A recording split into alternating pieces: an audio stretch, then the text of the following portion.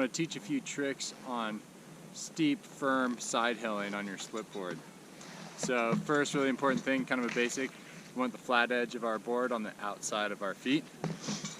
And then the technique I want to teach is called the Scribe Roll.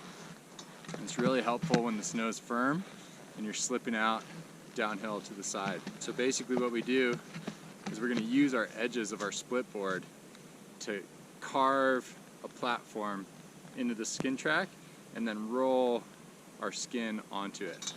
So it looks something like this. This is exaggerated. If I roll my ski up so the edge is engaged, slide it forward so it's in contact the whole time, and then roll it back down flat.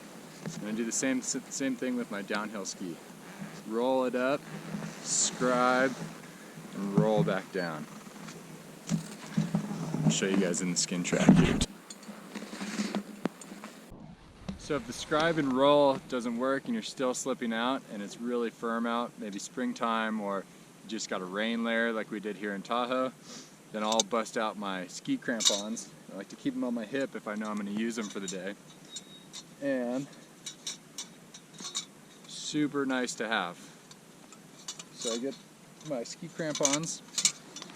We can actually put them on while we're in the ski track. So I kneel on one foot.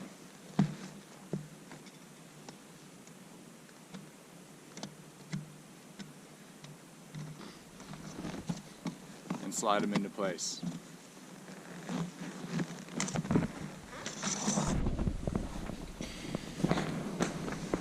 So one last trick you can do is thread a ski strap through the high back of your binding.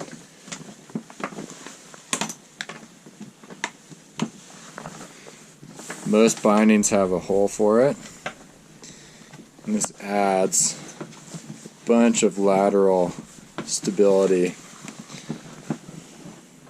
when you crank it down.